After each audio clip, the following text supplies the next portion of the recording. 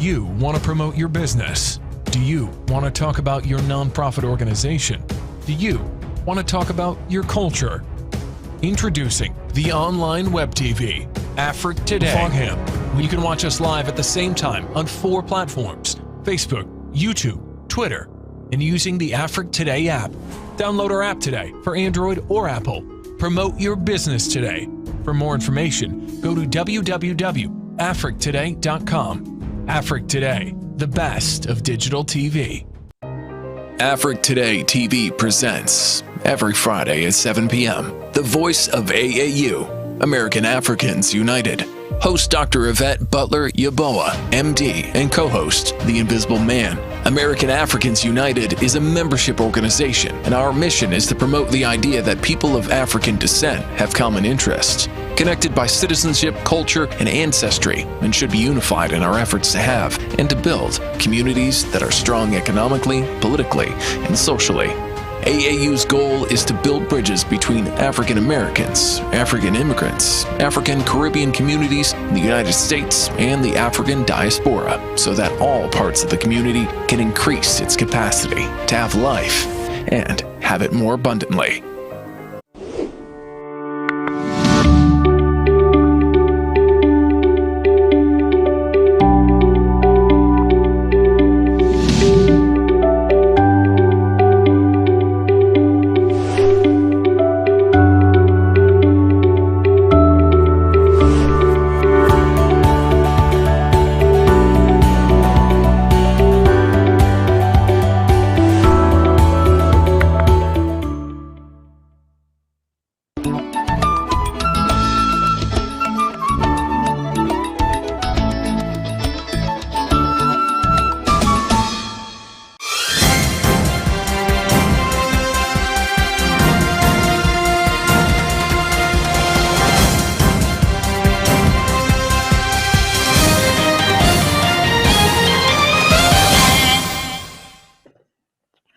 Hello and happy Friday. Welcome to the voice of AAU. And I am your host, Dr. Yvette Butler Yaboa, and I have my co-host, The Invisible Man.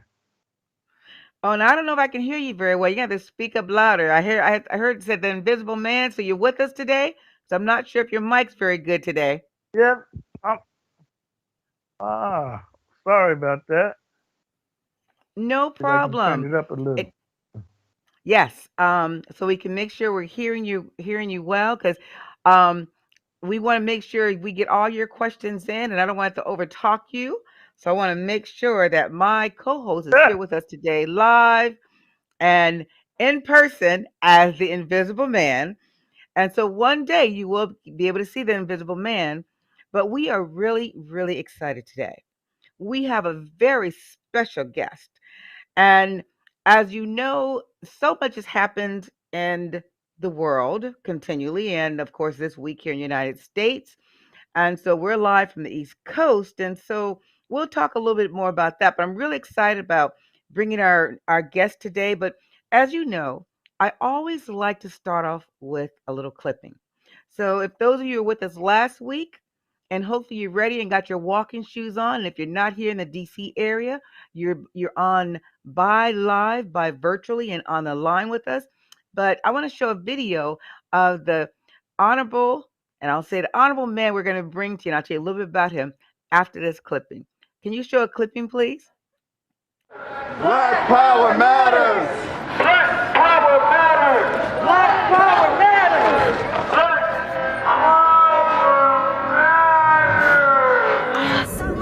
On November 6 and 7, the Black is Back Coalition for Social Justice, Peace, and Reparations will be doing our part to contribute to the destruction of the global system of oppression that crushes down on the freedom and life of African people in the U.S. and the world.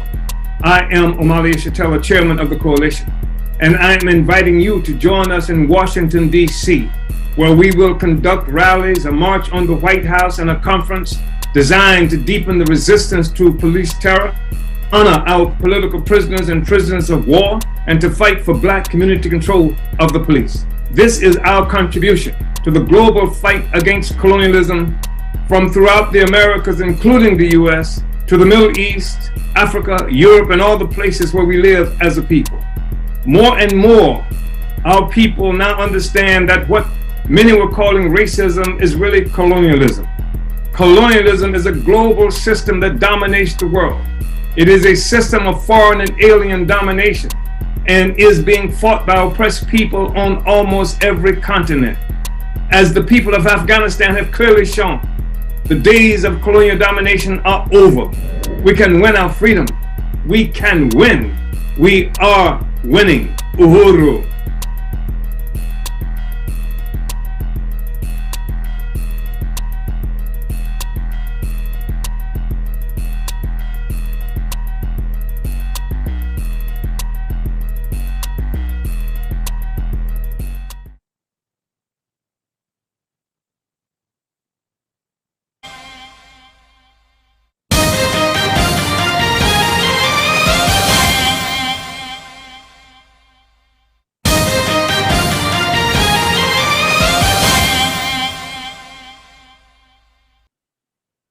And before we bring our guest on, we are really excited to have that young man, Honorable Omali Yeshitela. Now, I'm always pronounce people's name wrong, and I asked you before, but you will definitely correct me. And he is the founder of.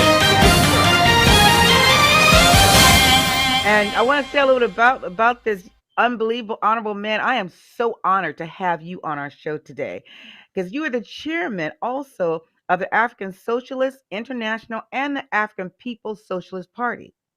And a little bit about his history is from the day that you tore down the racist mural at City Hall in St. Petersburg, Florida, and that was 1966.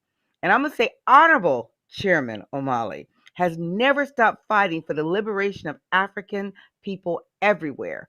And what's going on right now, we need more of what you're doing today. And in the heart of the revolutionary struggle and during years in prison for his political work, Honorable Chairman Omali developed the theory of African internationalism and that understands the world through the eyes of the African working class. In 1968, Honorable, and I love to say honorable because you are truly honorable for what you've done, founded the Burning Spear newspaper, which is still published today. The chairman has authored numerous articles, pamphlets, and books. Now, I'm not going to go into everything because you can go to the link that was sent to you if you got it by email, and you'll find out more about this young man who's here today with us and who's done, just amazing things throughout the United States and the world for African and for the African movement. And without further ado, I want to bring our guest on. And Honorable Omali, I am so happy you're with us today.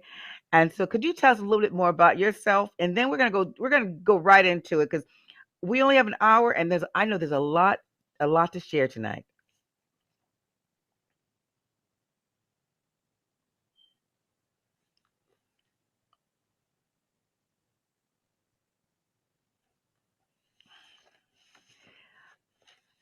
Okay, I'm not sure if it's my volume, but I don't hear anything. Can you hear me?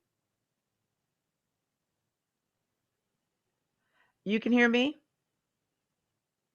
Because I can't. Is this better? Can you hear me? Yes, now I can hear you. Can you hear me now? Yes, sir. Yes. Splendid. Thank you so much. I just was expressing my appreciation for you allowing us to be with you on today. As you mentioned, we have this extraordinarily important mobilization that's happening on tomorrow and the conference on Sunday. And in terms of me, my history, I was born in Florida in the United States. I, at one time, was a member of the Student Nonviolent Coordinating Committee. In fact, we organized the first membership-based organization of the Student Nonviolent Coordinating Committee. I, very early on in my work with the Student Nonviolent Coordinating Committee, was imprisoned for snatching down an 8 by 10 foot mural that was hanging in the wall of the City Hall of St. Petersburg, Florida. And I was sentenced to 5 years in prison, among other things. And while in prison, it was a very important moment in our history. It something like 4 months, a little more than 4 months after that mural was torn down in the City Hall of St. Petersburg, members of the Black Panther Party marched into the State Assembly in San Francisco and the State Assembly in California, California. and with a public demonstration. Yeah, no, this was not in Oakland. This was at the state capitol. So they marched Sacramento, into when they did in the assembly. Sacramento. Yes. Yeah, and so that happened like 4 months after what we had done in St. Petersburg, Florida. And I have been very active since that time, a little even earlier than then. I mean, I was at one time as a young man, I was in the U.S. Army and went on strike while in the U.S. Army, organized in the U.S. Army on the bases and things like that. And they thought I should leave. I agreed with them. And so my political activity, began in my early 20s, and it continues up to now. And that's been a long time. Well, I'm so glad we have people like you around. And I'll tell you, I was born and raised in California. So when all that was going on, my brother, unfortunately, who's passed away, was very, very involved. And our mother moved us from Oakland to San Jose because of what was happening to young Black men during that period of time, just missing. Yes. And to this day, there's so many who went missing who no one ever even knew about. But I want to talk because I'm gonna tell you right now, I reviewed a lot of your bio and you're on Wikipedia and your history. I am so amazed and honored of all the work that you've done. And I feel more of us should follow in your footsteps to really make a difference. And I want to ask you now, just tell me, what is the purpose of your Uhuru movement that you founded? What is the purpose of that movement? Uhuru, it is a slogan demand that was made popular in the late 1940s and throughout the 1950s by the Kenyan Land Freedom Army. That was called Mau Mau, that initiated this struggle for independence from England in Kenya. And it was an extraordinary movement, a powerful movement. And in fact, the British killed something like 300,000 African people in Kenya to put down this struggle. So this is where we get the name. It means, in Swahili, it means freedom. And it's a slogan demand that mobilized African people globally, in fact, and had a big impact. In fact, there's no doubt that it contributed to independence in Ghana. Where the British could see what was coming with what was happening in their colony in Kenya. So, and our movement, we took that name, and we took that name even when we were working with SNCC. The demand Uhuru was important to us. Africans in the United States were becoming extraordinarily conscious of our connection to Africa, something that had been obscured and something that we had been made ashamed of. And so the 60s was a moment of extraordinary revolutionary upheaval and consciousness of intellectual development of African people globally. And so we recognized this connection, and we had this deep and profound respect and connection to the revolution that was happening in Kenya. And it was something that influenced and informed the political activity we were involved in inside the United States as well. And certainly that was true with me. Invisible Man, I gotta really stand this point for a second here. I'm gonna let you get in, but Okay. I want to, when you talked about then the connection of us to the continent, to the motherland, as I call it, because that is the motherland of all civilization and where I know my blood runs deep. But there's been a wedge, and it's a huge wedge that has now been infiltrated not only amongst those of us Blacks here and our Africans here in the United States, but also our African brothers and sisters. I mean, how could you tell us how can we remove that wedge and get back to where we understand and we are proud to be Africans as African Americans? Well, First of all, when you talk about a wedge, you're talking about the murder of Lumumba. You're talking about the overthrow of Nkrumah. You're talking about the attack that was made on the most important leaders of our movement that struggle for the unification of and liberation of Africa and African people globally. Look, we organize and work right now. We have organization throughout the Caribbean. We are in Bermuda. We're in the Bahamas. We in Guadeloupe. We are in Jamaica, and we are growing. But we are also on the continent and have a very pronounced presence in what they call South Africa right now. And we work in the townships among the most oppressed sectors of the African population there. We working in Uganda. We have some forces in Mali, Chad, Nigeria, Ghana, not Senegal, but Sierra Leone, and throughout Europe. We are in England, France. We have been in consistently in places and other places on the continent, in the European continent as well. So the point that I want to make is that the wedge that you speak of is a wedge that has come as a consequence of the defeat of our revolution, of murder and assassination of people who stood for and fought for our unification, the same way that a little more than 100 years ago, when Marcus Garvey made the statement, Africa for Africans, at home and abroad. And of course, Africa at home was in Africa, and abroad was all these other places that we've been forcibly dispersed to. So this is not, the thing is that we are reconstructing, rebuilding a revolutionary movement of African people globally, because Africa is our homeland, and Africa is the origin not only of civilization, but the existing social system that dominates the world came about as a consequence of an attack on our Africa and our people and the theft of our resources, both human and material. And we, as the African People's Socialist Party, the Uhuru movement, are committed to overturning that relationship that we have with colonial capitalism. Thank you, thank you. And I know my co-host has some questions, so jump right in. I don't want to mobilize everything. Jump right in and ask your questions. The very first question is, sir, are you still a revolutionary? I'm definitely a revolutionary. I mean, there is no solution short of African people having power over our own lives. And that means that we have to we have to really have the capacity to overturn this relationship that we have with colonial capitalism. So I'm a revolutionary, and all the work we do is in preparation for governing. Who is the person, you mentioned some names of people who are deceased and who were revolutionaries. Throw out the top revolutionary person that you can think of.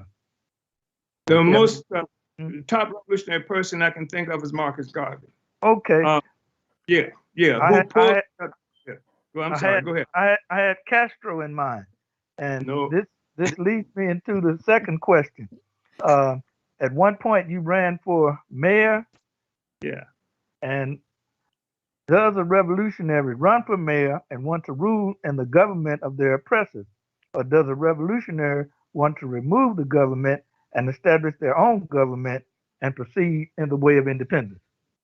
The government that I'm talking about does want to, and not only wants to, because that's not enough, but actually our movement is actively involved in the capture of political power over our own lives. And our intervention, as one of the questions that I received from you, spoke to the fact that I have run for mayor. Not only did I run for mayor, but we have run candidates, members of our party, ran the first electoral campaign around reparations that happened in history.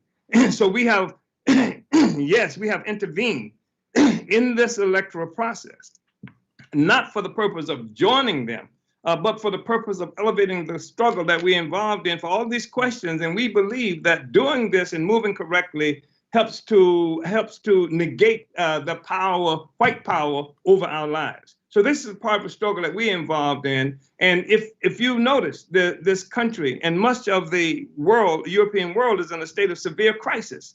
And part of the crisis even revolves around the electoral process. That's January 6th, you saw all these white people who were dissatisfied with the electoral process. And part of the reason they're dissatisfied with the electoral process, though they don't say it so much, is that peoples around the world, including African in this country, are moving in a fashion that is negating their significance as white people, as dominating the whole world. They can't deal with Venezuela. They can't deal with Afghanistan. They can't deal with peoples around the world who are trying to take back our freedom. And this has created a serious split. When you look at a world economy that has this foundation, where did it come from? Did Jesus or somebody like that make white people rich and the rest of us poor? Did it happen? No, it happened as a consequence of what Marx called primitive accumulation capital.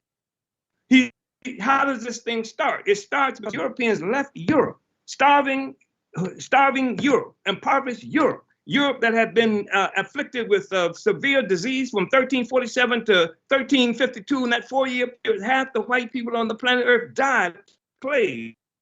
They couldn't have had any kind of economy at that time. And then they lived under feudalism. For 1,000 years almost, white people lived under feudal domination. There was no freedom there. And how did they get freedom? And how did they get resources? They got freedom and resources by the initiation of colonial slavery, when attacking on Africa and then spread throughout the world. This is how the whole system got built. This is what maintains it up to now. So what we engage in very consciously is the movement globally that is designed to negate the significance, negate the influence of colonial white power in the lives of Black people here and every place else. And we got to tear those borders down in Africa and tear down all the borders that separate Black people from each other, whether that's in the Caribbean and what they call the Americas and Africa as well.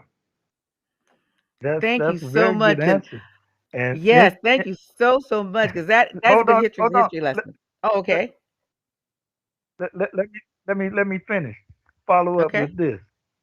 When you talked about Marx, now you said socialism with communism, socialism, imperialism, and colonialism, so many isms. Where does your organization fit in? We are African internationalists. And that means that we have utilized a method of investigation and analysis that Marx, many people claim attribute to Marx, but obviously dialectical and historical materialism had to exist thousands of years before Marx, otherwise the pyramids wouldn't be there. And there's other kinds of things that require science. I'm sorry, were you saying something? No, I was saying, come on, teach.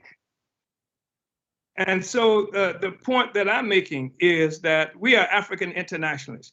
And for us, the investigation using methods of investigation and analysis, that's referred to as dialectical materialism. We say the starting point of our investigation is the relationship that Africa and African people have to the emergence of capitalism as a global social system. And this is the starting point. And not as Marx or some others would have it, related to factory workers or people developing in Manchester in England or something to that effect. The whole thing got started through slavery. In fact, Karl Marx once said, describing primitive accumulation, the startup capital that started the entire thing, he said that what he referred to as wage slavery in Europe required as a pedestal slavery pure and simple in what they call the New World.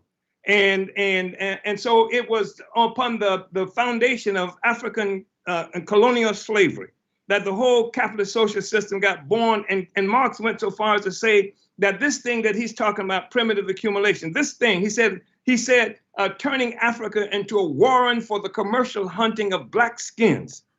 He said that this primitive accumulation that I just described has in political economy the same significance as original sin in theology. This is the starting point.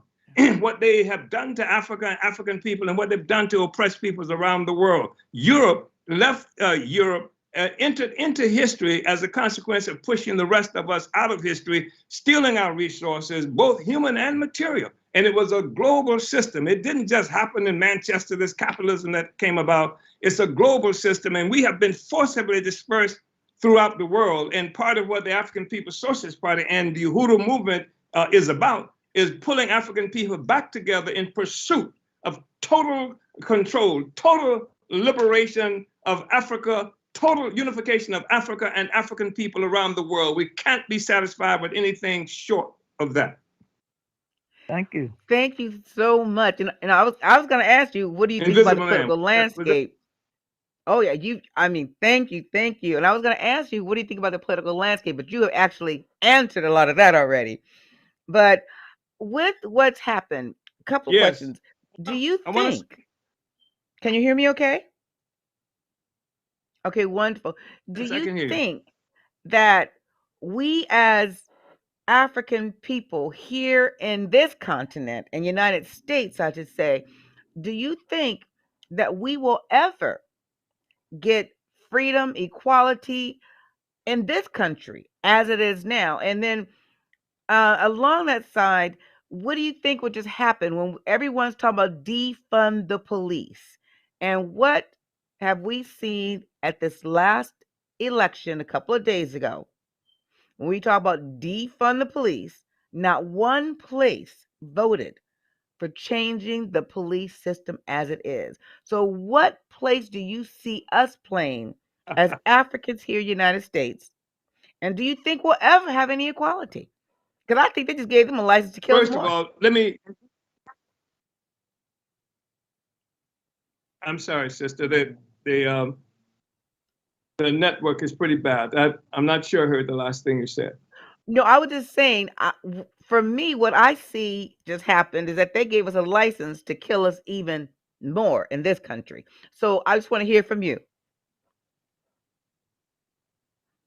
Thank you so much, sister. I think that you're right in terms of the predicament that Africans are faced with. But I don't think there is any future for Africans in this country separate from the future of African people globally. I don't think there's any U.S. solution for Black people. I don't think there's any Caribbean solution for Black people. Look at what has happened to poor Haiti.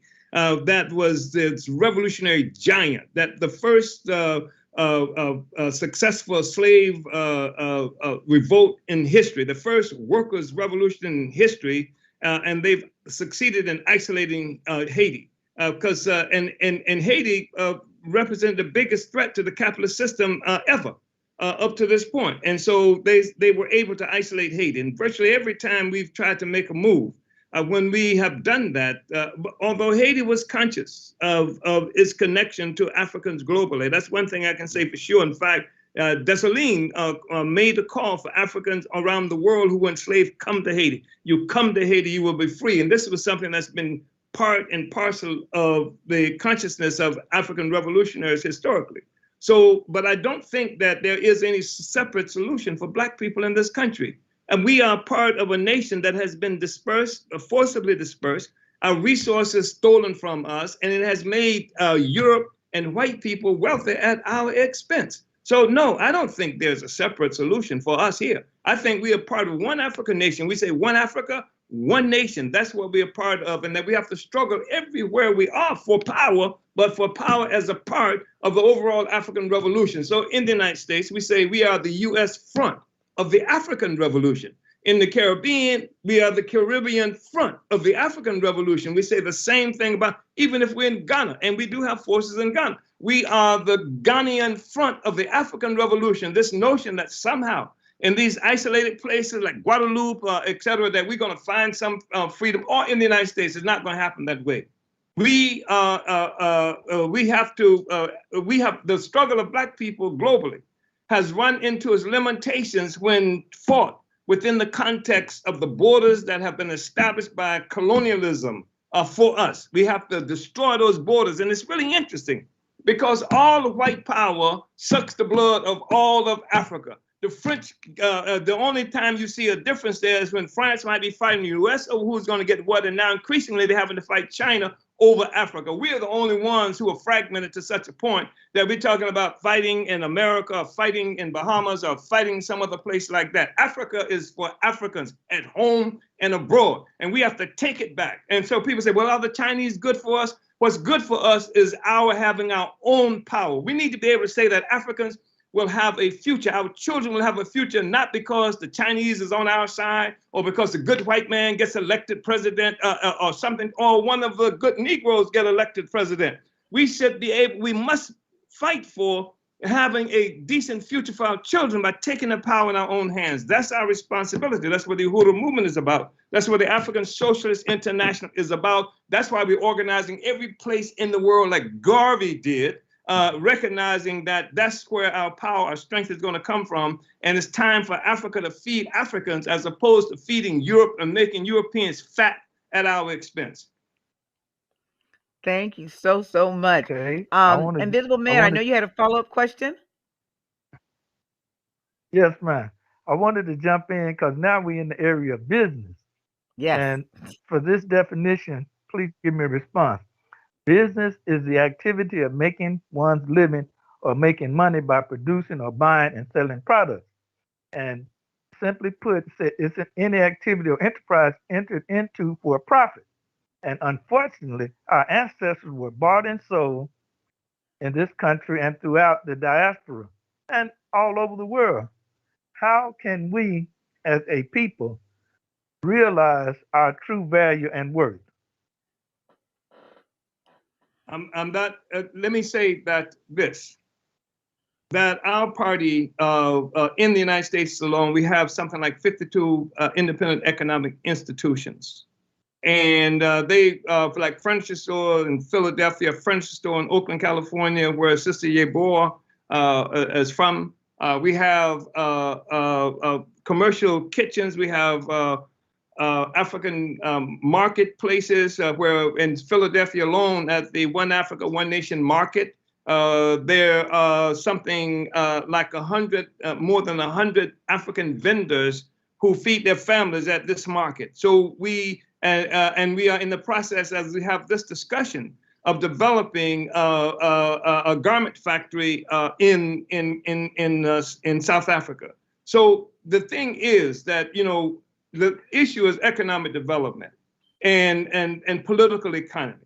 And Africans have to have an independent political economy. We have to be self-reliant. That's the thing we're struggling for. And we have created various kinds of institutions, the objective being in part to negate the colonial economy in our communities. That's what, you know, like in St. Louis, we have a remarkable program in St. Louis. You should look it up. It's called Black Power Blueprint. And we take resources from everywhere. And the things that we do, because St. Louis has been one of those places that's been, you can say, desecrated, just it's made desolate in the African community, housing shut down, people being pushed out. They like to refer to this thing as food deserts, etc. So we are curing that. We have taken land, we have bought properties, we have got properties in sham programs that the city government has there. We have taken properties. We are creating a situation where African people come together in St. Louis at the market that we have created. And we sell to each other, we buy from each other, and we sell to everybody, which is the way it works. So we believe in economic activity in a very serious way. But we understand that there is no way that we are going to be able to join into their system and win our freedom. Their system, as you just mentioned, Invisible Man, is one that has its origins selling Black people. And it will not, that's what it's based on. So we have to bust out of that. And we have to become economically independent. We have to create economically independent institutions. And by the way, let me just say this. The reason that the United States government is attacking Venezuela, the reason that the United States government attacked Cuba, the reason that it's attacking people in the Middle East, etc., is because it wants to deny the people the right to their own resources, because it wants to continue to bleed the world. Because colonial capitalism is a parasite. It has been parasitic from its very inception. So when the host can deny the parasite access to itself, then it is a part of the process of killing the parasite And this is part of the crisis that we're seeing with the whole social system today. This is why we see permanent warfare going on, why the United States can't stop making war. It can't stop making war because it has to make war in order to continue to steal people's resources, both human and material. So yeah, we believe in economic development in a very deep and profound way. And we fight for economic development. And we use all means that we can to create independent economic activity with the objective of negating the economic influence and power of the colonizers where we are existing as African people. And this is just incipient development of an independent anti-colonial economy for African people. Well, thank you, thank you. We're going to take a Butler? real quick commercial break, but when we're on this break, I want you to think about. You said you guys are starting a garment factory in South Africa.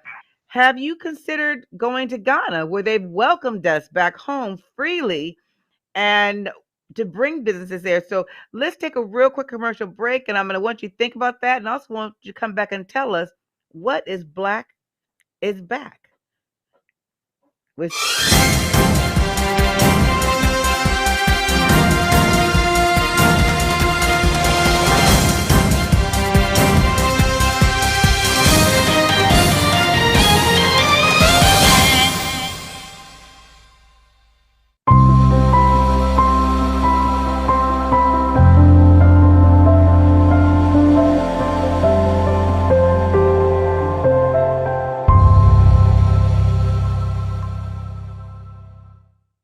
Do you want to promote your business? Do you want to talk about your nonprofit organization? Do you want to talk about your culture? Introducing the online web TV, Afrique Today. Fogham.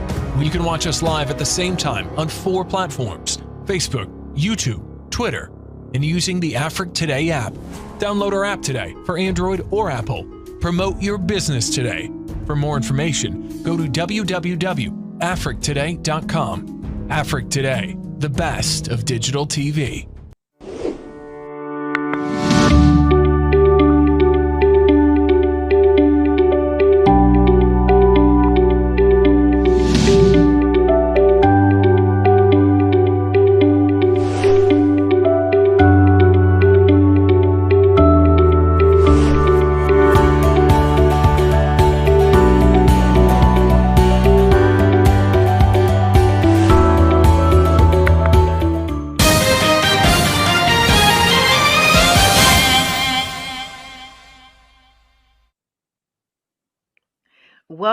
welcome back. And we are here today with the Honorable Omali, who is the chairman of the Black is Back Coalition. And we are really excited to have him today. And he's going to talk. We're having a wonderful discussion. If you missed the first half, please make sure to tune in and watch it. But let's get back to our Honorable Omali. Could you tell us now, you say you're going to be starting a garment factory in South Africa. Why can't we expand, or have you thought about going to Ghana, where they have welcomed us with open arms, including helping us acquire land for free to do some of our businesses? We're going to be in Ghana. We have organization in Ghana. In fact, that's one of the places early on that we were looking at. In fact, we had at one juncture been involved in the pursuit of 30 acres of land. That didn't work out in Ghana for a number of reasons. But Ghana, one of the most critical forces in our Africa work in terms of the economic development is a sister who is in Ghana, extraordinary woman. And she, as I said, she is a part of the Africa work. And the reason we are in South Africa as opposed to Ghana right now, where we have so much respect for the work that's happening in Ghana, is in South Africa, we have a more highly developed organizational presence. We just have more people on the ground with structures, organization, and what have you that can make this happen. And but Ghana is going to be a part of that, no doubt about it. Ghana is going to be connected, and we don't recognize respect some kind of borders, and we're going to do it in South Africa and not in Ghana. Ghana is big for us. In fact, this one of the first ideas about the market, the garment factory, was based on the work that we do in Ghana, and we've been. My brother, my sister-in-law, in fact, is in Ghana. We can't even get a visa to come to the United States, But so yeah, Ghana is very dear to us, and plus that's Nkrumah country, Yes. That's where Nkrumah is from. But let me just tell you. The Ghana that we're looking at is not Nkrumah's Ghana. So, I mean, I know what you mean about what the government is talked about being prepared to do. And I think we should try and take advantage of that, all of us, what it is doing. But this is not Nkrumah's Ghana that we're looking at. And that's for sure. In fact, yeah, well, I won't push it any further than that. Well, I just want to say I just wanted to give a help shout you out. get to Ghana, and we're doing work there. So, Chairman, I want to get you back in Ghana and really entrenched, because we can make it happen. We can make it happen in Ghana, All and it right. needs to happen. And we need to, Good. and we'll help facilitate anything that needs to be done, because Ghana truly is the gateway to Africa and to the whole entire motherland. And I've been to South Africa about 9 times, but I tell you, South Africa is not my cup of tea, only because it's like United States. There's not too much difference. The only thing you see a lot more of us, but the money is still shifted, and where it's still in the hands where it should not be. And there needs to be a lot of shift in that. But That's in true of Ghana, Ghana, too. well, I'm gonna get you there. I want to get you there so you can really get back in trench, because that is truly the gateway to Africa.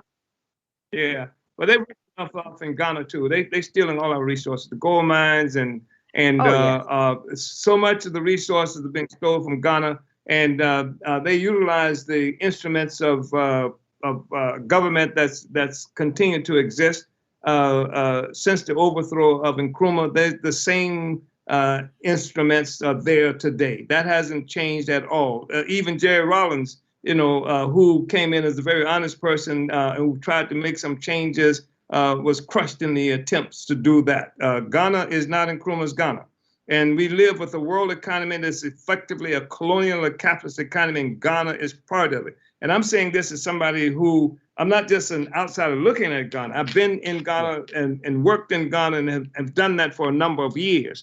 And I respect Ghana so much. I respect Africans in Ghana so much. But I remember Ghana, as being this place where this, and now you're about to be offended with me, because I'm going to tell you about this traitorous neo-colonial fellow who went to Ghana and made the statement to Africa and African people in Nkrumah country. It was symbolic as hell. That we can no longer blame the white man and the colonialism for what's happening to us. We have to blame corrupt leaders and things like that. And of course, I'm talking about Barack Hussein Obama, who made that kind of statement, and who has moved with an attempt all the time to obscure the continuous existence of neo-colonialism that Nkrumah warned us about, told us about, so that you can have white power in blackface because they still control the economy. And I'm not blaming any particular individual or government in Ghana for that. I'm blaming all of them for not carrying out Nkrumah's mission. And Nkrumah's mission was to take our Africa back and destroy these borders and to unite with African people on the continent so that we can have independence and control of our own economy, and we won't have to live under neo-colonial domination. We live in neo-colonial domination in Ghana, in Ethiopia, and every place else on the continent of Africa. And even in this country, we see expressions of that. Well, let me tell you, I'm not mad at what you said, because it's all true. But I'm gonna get you back in Ghana, because the new president is the only one I've seen since Kwame Nkrumah who has a vision of uniting Africa. And I'm not sure if you're aware what was going on they were getting ready to have one currency in the whole West Africa. And there was a lot of things that were going to be going on last year. And then, of course, COVID hit. As far as one currency, the African countries who are francophone, as they call them, We're supposed to be getting their money out of those French banks. And then here we Yeah. go with something that happened that Well, so-called devastated the entire world. And unfortunately, those countries are back to where they started 10 years ago. And it's just interesting because I'm gonna get you back there because they need us to help with development and moving forward and changing. And I'll tell you that the plans and that were actively and they can be put back in action. I don't care how much every economy is devastated, it can be put back in action easily if we start really pushing those buttons and doing it the right way. So I know my invisible man wants to jump in. You had a question, and because I definitely want to make No, sure that we talk about what's going to go on this weekend too as well. the only thing I can say is I wanted to give a shout out to an ancestor, and that would be Callie House. If you're not familiar, she was born in 1861 and died in 1928. She is probably the person who was the leader of reparations. So just check her out. But my question now is it's related to a little bit of what you said. The slogan, the general slogan of a communist is workers of the world unite. And the slogan that you've used is African workers of the world unite and organize. And so my question is explain how a farmer in Equatorial Guinea or anywhere else on the African continent with the knowledge of themselves compare to the so-called American Negro who has not had any knowledge of himself. His language has been destroyed and so forth. And we are basically living the lives that the colonizers have given us, their language and identity. So how do you rectify or how does that strike you, please, sir? okay. And First speaking of all, I slow want sentences now, speaking slow sentences because it's a deep question. I don't want to lose the answer. first of all, Africa's Equatorial Guinea are not living their own lives attached to their own culture, etc. Africa in Guinea, where there are less than maybe a million people in Equatorial Guinea, somewhere in that area. And Equatorial Guinea is something that was created by Spain. And all of Africa has been carved up and given out to white people. Our economies have been linked to white economies. Our identities have been locked into these artificial borders that they created for us. And beyond that, our understanding of Africa and ourselves is extraordinarily limited because we don't know each other. We don't know ourselves. And I've gone much of my life with the assumption that we lost our culture, etc. But cultural expressions of African cultural expressions permeates everything that Black people do here and every place else around the world. I mean, it is us, and we just have to recognize that because Equatorial Guinea, I mean, I know people Equatorial Guinea. I haven't been there, but I've been in touch and worked with people who are there and who are oppressed as hell. I've forgotten, is it Theodorus, the name of the family that's dominated Equatorial Guinea under Spain up to this point. I believe it's that's not correct. I believe you're correct. The point is, brother, is that we have to take our Africa back.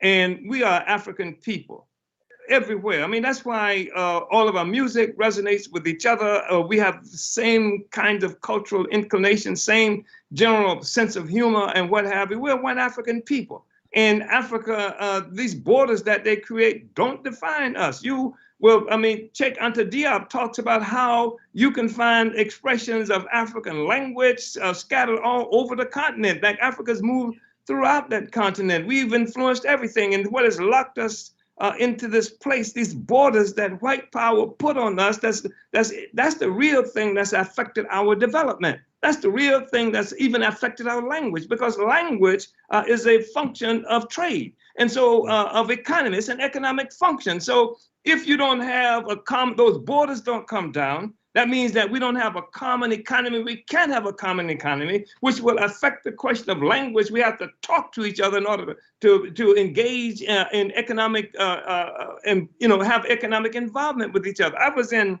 Namibia. It was really interesting. I was in Namibia, and every morning TV would come on, and there was Chinese teaching on TV, teaching Chinese language. They weren't teaching Zulu, which was right next to Namibia. They were speaking Chinese because it's tied to the economy. And French, you have French, these Francophone states that was just mentioned, these artificial entities that Kermit Yeboah was talking about, where France right now, this idea that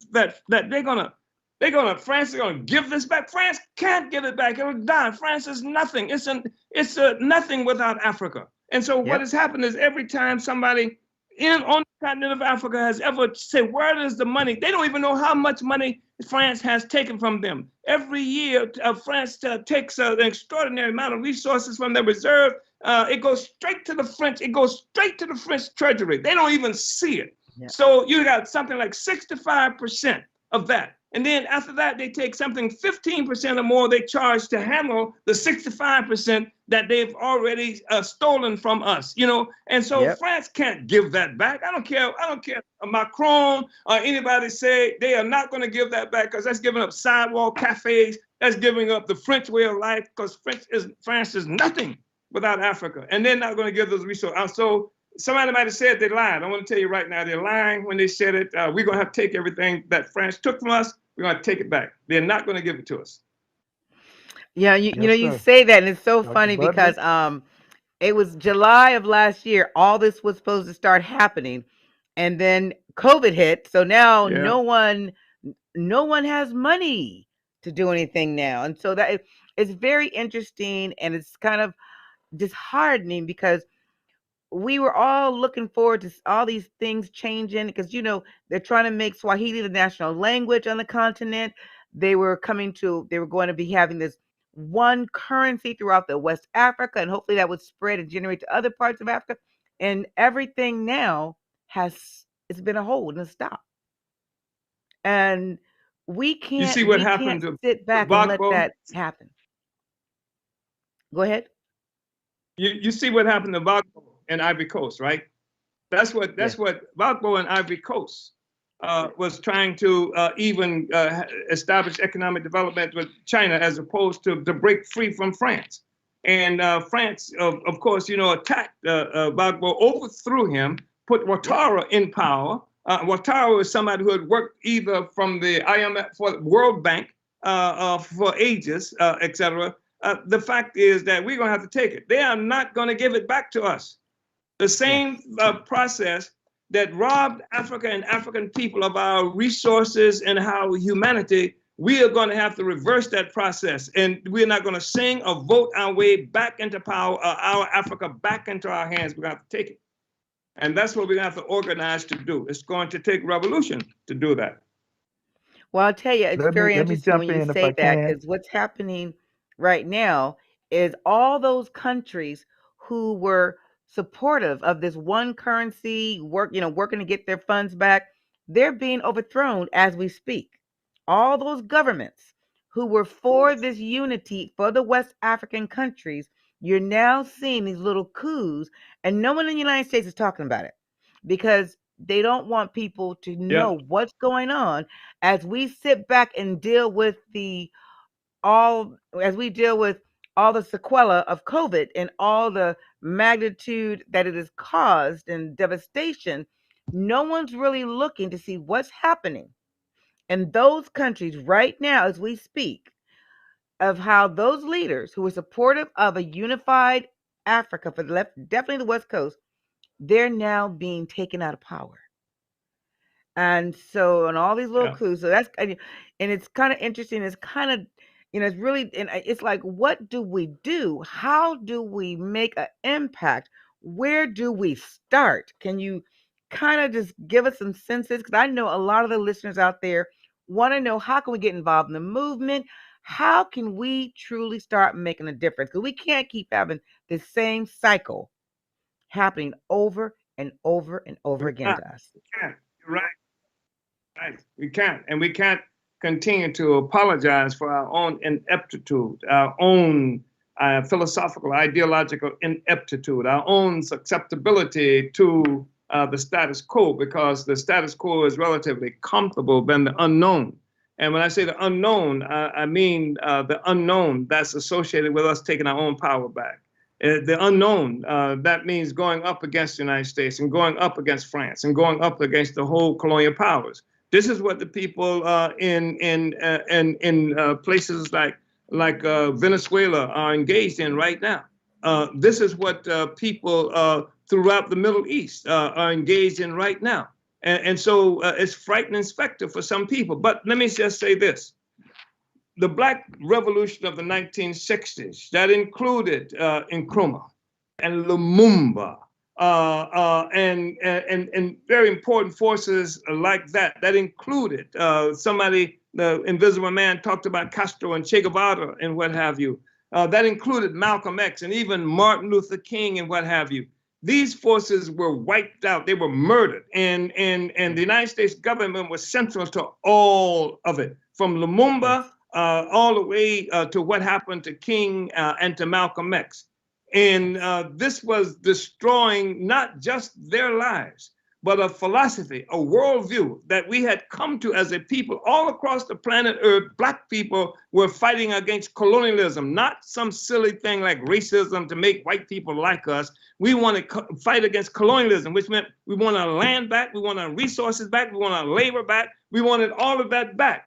And with their defeat of the revolution, then the U.S. government did just what Warren elevated a certain sector of the African population. So the question was no longer for land or anything like that. The question was to adopt Du Bois' talented 10th program that came along with the Pan-Africanism that he was promoted, that he promoted as an attack on Garvey's real struggle of Africa for Africans at home and abroad. So it's not going to come to us easily. We're going to have to take it, just like it was taken from us.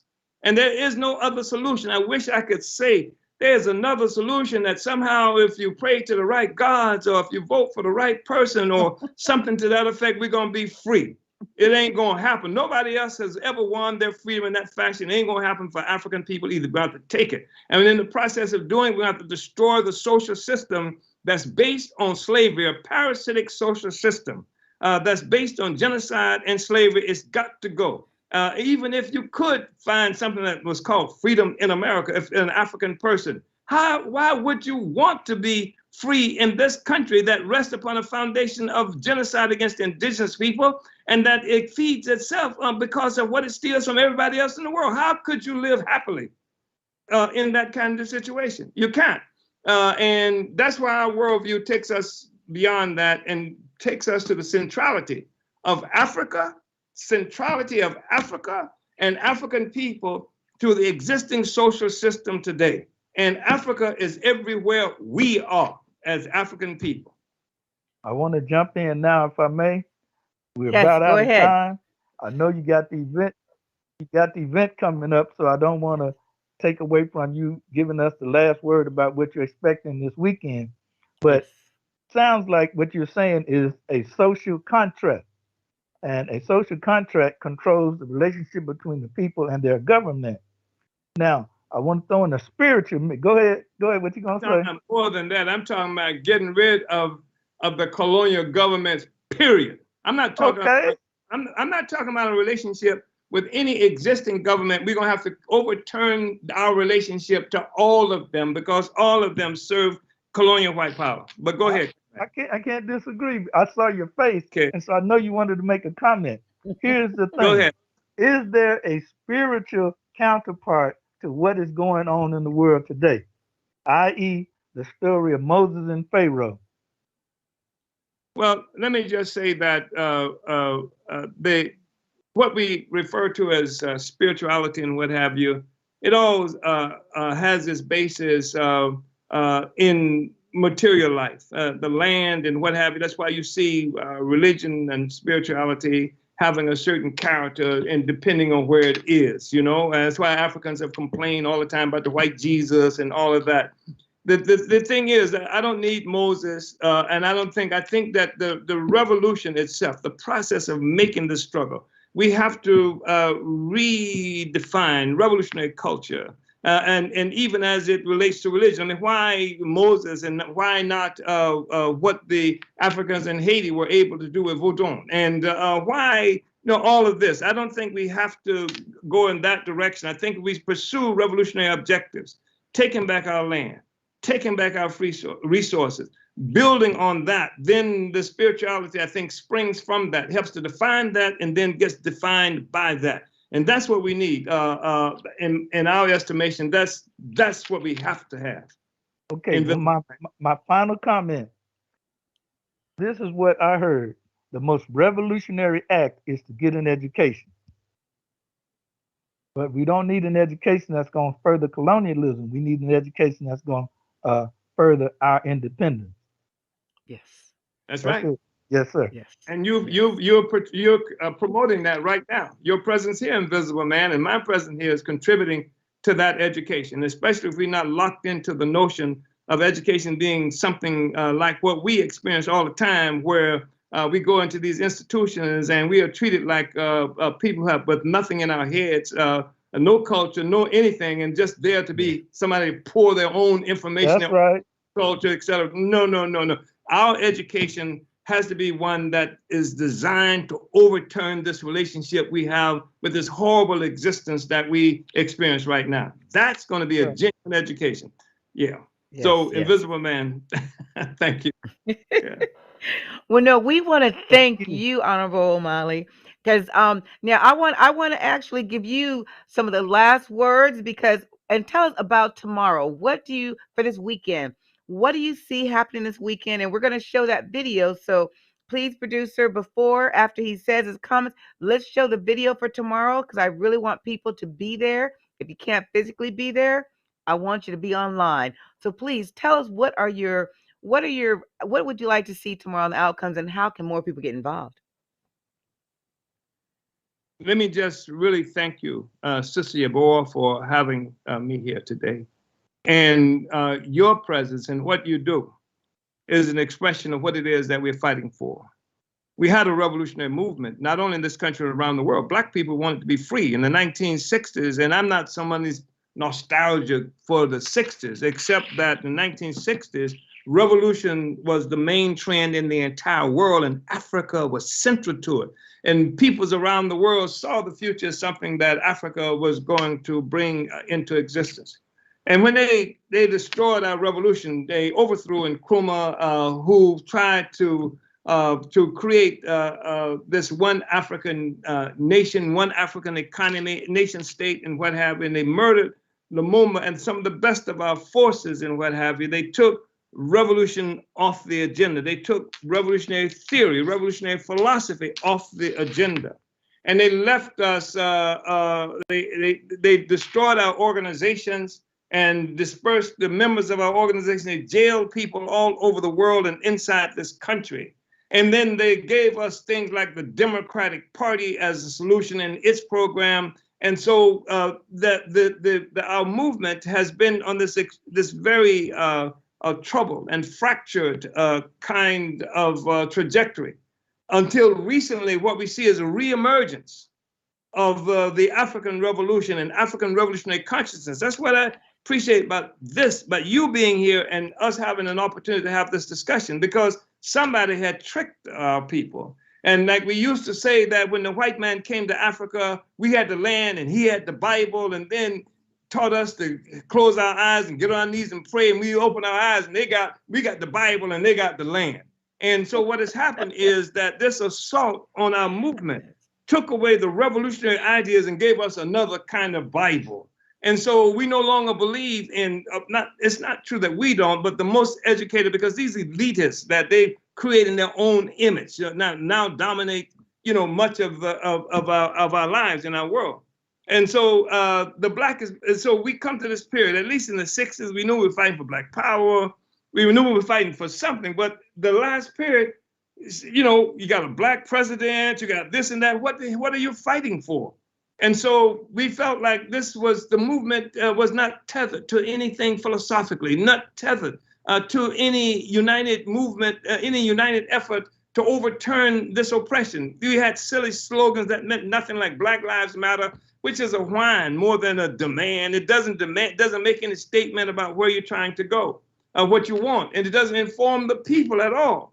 And so what we did was in 2009, in September 2009, September 12th, 2009, we played a role in pulling together a lot of African people who we saw had the courage and willingness to take a stand around the Obama phenomenon, because Obama was really something treacherous that was done to African people to misdirect us in so many different ways.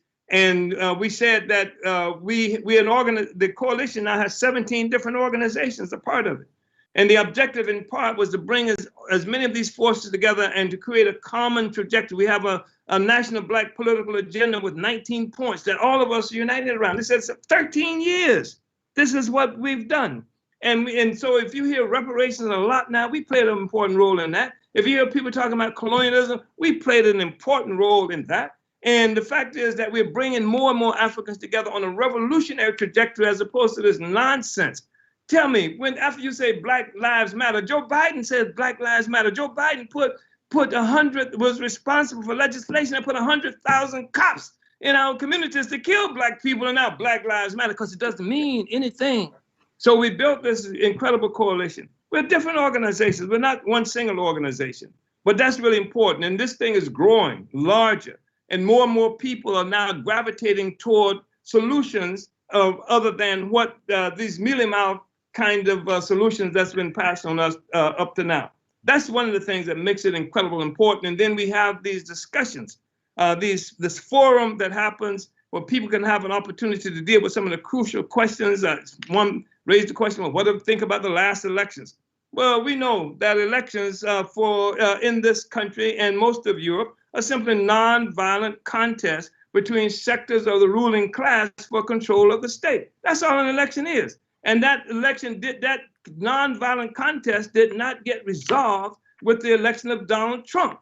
So you still had this outstanding contradiction fighting for control of the state. That's why you saw January 6th, all these white people rise up, get to throw the whole thing out. But we're going to be free. And that's part of what this coalition is about, mobilizing as many African people from as many fronts, as many different perspectives as possible, struggling for self-determination for Black people, recognizing the unity of African people globally, and fighting against colonial capitalism, which was a system that was imposed on all of us and the whole world as a consequence of the attack on our Africa and us, Uhuru. Thank you so much. And with those final words, I want to show the video clipping of tomorrow's event, because please, as many of you who are out here in the DC metro area, please be there tomorrow. If you're not in the DC metro area, please tune in. There's also a web link where you can tune in and be part of the movement. So can we show that video? And once again, Honorable Omali, I want to thank you so very much. And I will be contacting you after this because we need to really start mobilizing and working together, because American Africans is all about unity and working together and being part of a movement that is going to change our history back to what it really should be. So thank you again. I want to thank Afrique Today. Can we please have the video to wrap everything up so we can get everyone to have it on their mind to be there tomorrow and be ready to march? And I know there's a march and then there's a conference. So I'm trying to see if we can get the video on.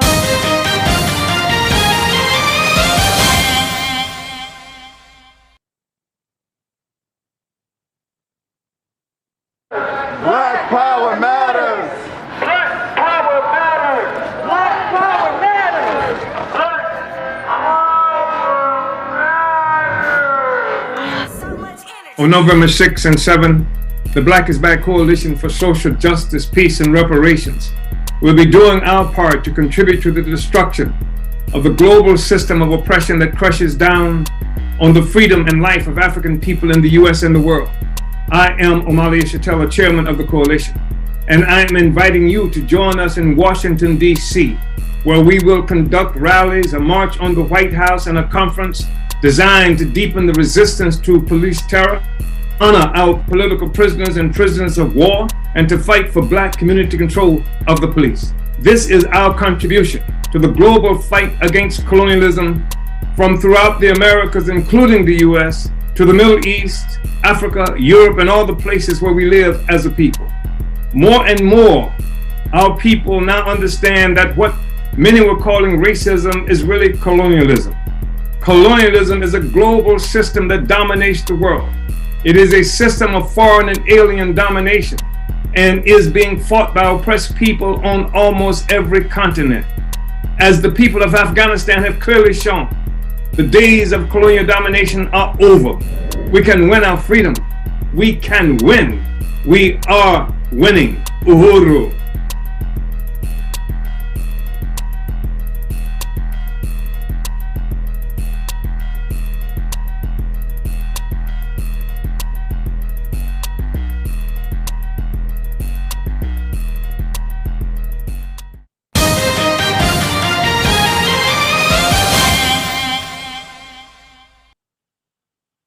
Thank you so much. And I am really excited. So if you didn't get the website, to go and get the link to register as Black is Back Coalition.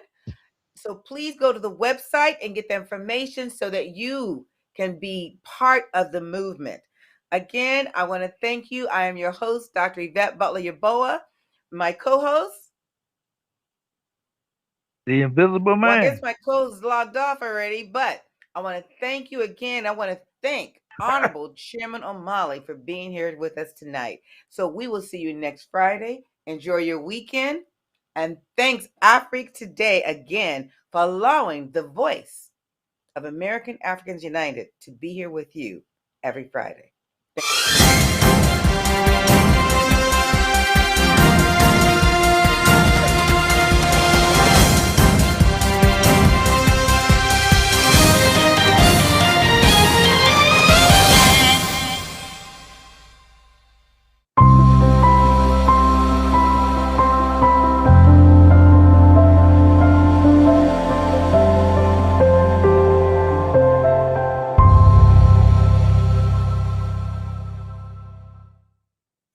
In today's world, video is the most effective content. In 2021 alone, 80% of all content consumed by users was video. If today you don't make video about yourself, about your product, you're losing positions in your business. Afrique Today production invites you to create a video of any complexity. Are you an aspiring blogger, artist, musician, and you want to surprise your audience? Or are you an ordinary person and want to create a family story?